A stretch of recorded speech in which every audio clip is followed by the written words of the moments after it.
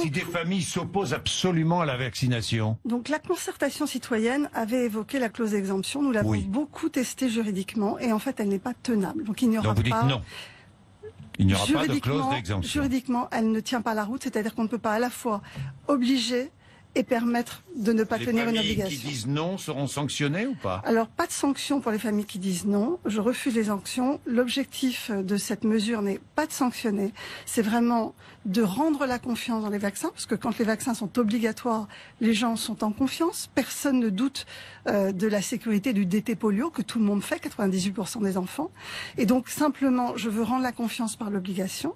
Et il n'y aura pas de sanctions évidemment pénale ou une amende pour les personnes qui ne seront pas vaccinées. Par contre, il existe une mesure générale concernant la protection des enfants.